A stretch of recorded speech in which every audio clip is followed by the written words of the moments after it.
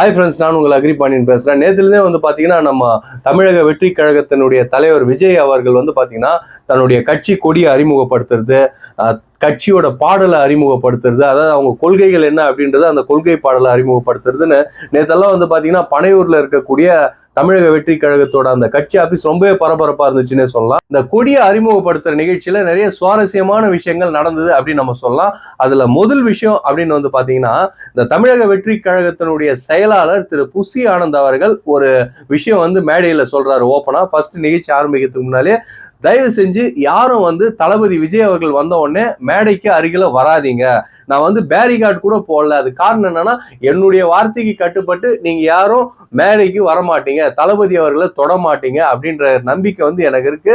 So யாரும் கட்சி நிர்வாகிகளோ ரசிகர்களோ தயவு செஞ்சு தளபதி அவர்கள்கிட்ட கிட்ட வராதீங்க அப்படின்னு ஒரு கண்டிஷன் வைக்கிறாரு. தலைவன் அப்படின்றவர் யாருன்னு பாத்தீங்கன்னா, பொதுமக்களோடவும் கட்சி தொண்டர்களோடவும் ஒன்னா பிணைப்பை உருவாக்கக்கூடிய ஒரு மாபெரும் சக்தி தான் தலைவன் அப்படின்னு நம்ம சொல்லுவோங்க.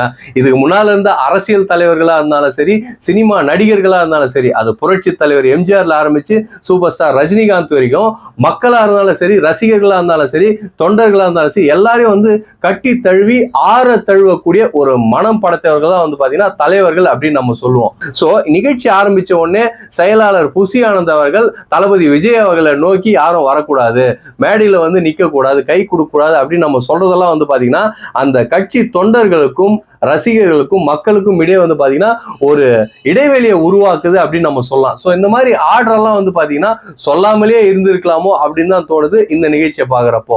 இந்த கொடியேற்றும் விழாவில் பாத்தீங்கன்னா தளபதி விஜய் அவர்கள் 9 மணிக்கு வருவாரு அப்படின்ற மாதிரி அனௌன்ஸ்மெண்ட் கொடுத்தாங்க. 9 மணிக்கே பாத்தீங்கன்னா அவருடைய அப்பா அம்மா, அதோட அப்பா எஸ்.ஏ. சந்திரசேகரும் அம்மா சோபனா அவர்களும் கார்ல இருந்து இறங்கி வராங்க. சோ அவங்க இறங்கி வந்த உடனே கட்சி ஆபீஸ்ல அந்த பொதுச் செயலாளர் புசி ஆனந்த் அவர்கள் என்ன பண்றாருன்னா, அவங்களுடைய பாதம் தொட்டு, அதாவது எஸ்.ஏ. சந்திரசேகர், சோபா இவங்க 2 பேரோட பாதத்தையும் தொட்டு ஆசீர்வாதம் வாங்குறாரு. சோ புசி ஆனந்த் அவர்கள் விஜயோட அப்பா அம்மா காலில் போய் விடுறத பாக்குறப்ப நமக்கு எப்படி தோணுதுன்னா, மருதமலை படத்துல வடிவேல் சொல்லுவார் பாத்தீங்களா, அர்ஜுனை பார்த்து, தாய் பாசத்துல நம்மளே மிஞ்சினவனா இருப்பான் போலகுது அப்படின்னு. அந்த மாதிரி அவர் காலில் விடுறப்போ விஜய் அவர்களோட மைண்ட் வாய்ஸ் கூட பாத்தீங்கன்னா தாய் பாசத்துல நம்மள மிஞ்சினவனா இருப்பானோ அப்படின்ற அளவுக்கு தான் அவரோட பெர்ஃபார்மன்ஸ் இருக்கு. அதுக்கப்புறம் ஷார்ப்பா 9:30க்கு பாத்தீங்கன்னா தளபதி விஜய் அவர்கள் கொடியை தன்னுடைய பனையூர் அலுவலகத்துல, கட்சி அலுவலகத்துல ஏத்துறாரு. கொடியை பாத்தீங்கன்னா 9:40 ஸ்டேஜுக்கு புசி ஆனந்த் அந்த கொடியை கொடுக்குறாரு விஜய் கிட்ட. அதுக்கப்புறம் அந்த கொடியை விஜய் அவர்கள் மக்களுக்கும் கட்சி நிர்வாகிகளுக்கும் அறிமுகப்படுத்துறாரு. திரும்பவும் அந்த கொடியை மடிச்சுட்டு புசி ஆனந்த் அந்த செயலாளர்கிட்டே கொடுக்குறாரு. சோ இதுல இருந்து நாம தெரிஞ்சுக்க வேண்டிய விஷயம் என்னன்னா, வெளி உலகத்திலையும் சோசியல் மீடியாலையும் விஜய் அவர்களுக்கும் புசி ஆனந்த் அவர்களுக்கும் நிறைய கருத்து வேறுபாடுகள் இருக்கு அப்படின்ற ஒரு ரூமர் செய்தி வந்தாலும், அந்த கொடியே, கட்சி கொடியே பாத்தீங்கன்னா புசி ஆனந்த் தான் கொடுக்குறாரு. அதை அறிமுகப்படுத்திட்டு விஜய் அவர்கள் அந்த கட்சி கொடியை திரும்ப புசி ஆனந்த் கையிலே கொடுத்துடுறாரு. சோ இதை வச்சு பாக்குறப்போ புசி ஆனந்துக்கும் விஜய் அவர்களுக்கும் ஒரு நல்ல அண்டர்ஸ்டாண்டிங் இருக்குது, எந்தவித பாகுபாடும் இல்லை அப்படின்னு தான் நினைக்க தோணுது. இதுல முக்கியமான விஷயம், இன்னொரு குறிப்பிடத்தக்க விஷயம் என்னன்னா, ஒரு கொடியை கூட பாத்தீங்கன்னா செயலாளர் புசி ஆனந்த் எடுத்துட்டு கொடுக்குறாரு, திருப்பி அவர் வாங்கிட்டு போறாரு. அது ஒரு பக்கம் இருந்தாலும், அதாவது நிகழ்ச்சி முடிகிறப்ப என்ன சொல்றாருன்னா, இந்த நிகழ்ச்சிக்கு என்னோட அப்பா அம்மா வந்திருக்காங்க, அது எனக்கு ரொம்ப சந்தோஷம் கொடுக்குது. சோ என்னோட அப்பா அம்மாவுக்கு நான் என்னோட நன்றியை தெரிவிச்சுக்கிறேன் அப்படின்னு தளபதி விஜய் அவர்கள் சொல்றாரு. ஆனா இதுல ஒரு கொடுமையான விஷயம் என்னன்னா, தனது அப்பா அம்மா எஸ்.ஏ. சந்திரசேகர், சோபா 2 பேரையும் பாத்தீங்கன்னா மக்களோட மக்கள் அந்த கூட்டத்துல உட்கார வச்சிருக்காரே தவிர, அவங்களுக்குன்னு தனி இருக்கைகள் ஸ்பெஷலா எதுவும் கொடுக்கல, அவங்களுக்குன்னு ஸ்பெஷல் ப்ரிஃபரன்ஸ் எதுவும் கொடுத்து அந்த நிகழ்ச்சியில அவங்கள உட்கார வைக்கல அப்படின்றது ஒரு மிகப்பெரிய விஷயம். என்னதான் அவரு நன்றி சொல்லியிருந்தாலும் அப்பா அம்மாவை 2ஆம் பட்சமா தான் இதுல பாக்குறாரோ அப்படின்ற மாதிரி தான் நமக்கு தோணுது. இது இன்னொரு காரணம் என்னன்னு பாத்தீங்கன்னா, விஜய் அவர்கள் வெளியில வந்த உடனே பாத்தீங்கன்னா கட்சி நிர்வாகிகள் எல்லாருக்கும் கை கொடுத்துட்டு போறாங்க. அப்போ அவரோட பின்னாலே பாத்தீங்கன்னா அவரோட அம்மா சோபா நின்றுட்டு இருக்கிறாங்க. சோ அவங்க விஜய் அவர்களோட கையை பிடிக்கிறதுக்காக போறாங்க. ஆனா அதை பாத்தீங்கன்னா விஜய் அவர்கள் கண்டும் காணாத மாதிரி போயிடுறாரு. இதுக்கு அவங்க கட்சி தரப்புல சொல்லக்கூடிய விஷயம் என்னன்னா, அதாவது நிறைய கூட்டம் இருந்ததுனால அவங்க மதர் இருந்தது அவர் கண்டுக்கல, அவருக்கு தெரியல அப்படின்னு சொல்றாங்க. ஆனா கூட்டம்ன்றது தனியா இருந்தாலும் அந்த கூட்டத்துல ஸ்பெஷலா நின்றுட்டு இருந்தவங்க யாருன்னு பாத்தீங்கன்னா அவருடைய அம்மா சோபா தாங்க. சோ கண்டிப்பா அவங்க அங்க இருக்கிறாங்கன்றது விஜய் அவர்களுக்கு தெரிஞ்சிருக்கும், தெரிஞ்சேதான் அவரு கண்டுக்காம போயிருக்காரு அப்படின்ற மாதிரிதான் இந்த காட்சிகள் நமக்கு காட்டுது. கட்சி கொடி அறிமுகப்படுத்தினதுக்கு அப்புறம் அந்த கட்சி கொள்கை பாடலை விஜய் அவர்கள் வெளியிடுறாரு. அந்த கட்சி கொள்கை பாடல்ல என்னென்ன சொல்லியிருக்காங்கன்னா, மக்களாட்சி, மத நல்லிணக்கம், இது எல்லாத்தையும் நாம பின்பற்றுவோம், பின்பற்றுவோம். இந்திய அரசியலமைப்பு சட்டத்தை வந்து நாம முறைப்படி பின்பற்றுவோம். அதே போல நம்ம தமிழக கலாச்சாரம், பண்பாடு அதை பத்தி எல்லாம் கூட சொல்லி இருக்கிறாங்க. சாதி மத பேதங்களை கலைத்து சம வாய்ப்புகளை எல்லோருக்கும் கொடுப்போம் அப்படின்னு சொல்லியிருக்காங்க.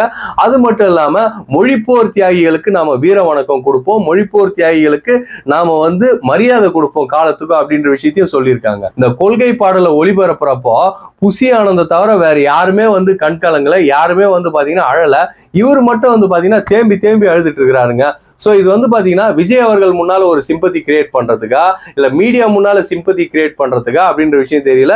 அது மட்டும் இல்லைங்க, எல்லாரும் சாப்பிடும் போது கூட வந்து பாத்தீங்கன்னா கண் கலங்கிட்டு உட்காந்துட்டு இருக்காரு. கொடி ஏத்தினார் இல்லைங்களா, அந்த கொடியில என்னென்ன ஸ்பெஷாலிட்டி இருக்கு அப்படின்னு நம்ம பார்த்தோம்னா, கொடியோட மையத்துல வந்து வாகை மலர், அதாவது வாகை பூ வந்து பாத்தீங்கன்னா வச்சிருக்கிறாங்க.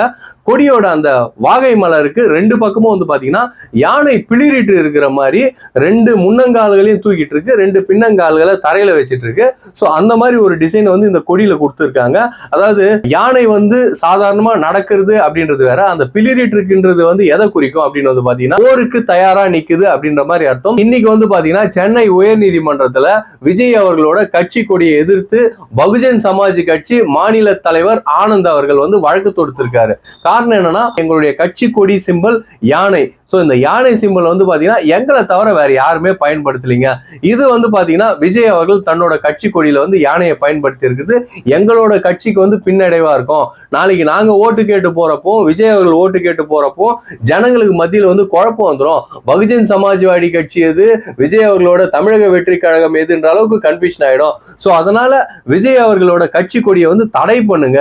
சோ அந்த யானை சிம்பலை வந்து தூக்கணும், அந்த விஜய் அவர்களோட கட்சி கொடியை வந்து பாத்தீங்கன்னா ரத்து பண்ணுங்க அப்படின்ற மாதிரி சென்னை ஹைகோர்ட்ல வந்து கேஸ் போட்டிருக்கிறாங்க. அதாவது முதல் கோணல் முற்றிலும் கோணல் அப்படின்னு சொல்லுவாங்க. சோ ஆரம்பமே வந்து பாத்தீங்கன்னா இந்த கட்சி கொடி அறிமுக விழா தான், இன்னும் மாநாடு கூட நடத்தல. அதுக்கு முன்னாலே வந்து பாத்தீங்கன்னா சென்னை உயர் நீதிமன்றத்துல ஒரு வழக்கு போடுறாங்க ஒரு கட்சியை சேர்ந்தவங்க. சோ விஜய் அவர்களுக்கு சரியான ஒரு வழிகாட்டுதல் இல்லையோ அப்படின்ற மாதிரி தாங்க தோணுது பாக்குறப்போ. சோ விஜய் அவர்களோட தமிழக வெற்றி கழகத்தோட கொடியை இப்பதான் அறிமுகப்படுத்தியிருக்காங்க. இதோட எதிர்காலம் என்ன ஏதுன்றத மக்கள் தான் முடிவு பண்ணும். சோ நம்ம சேனலை சப்ஸ்கிரைப் பண்ணாதவங்க மறக்காம சப்ஸ்கிரைப் பண்ணிடுங்க.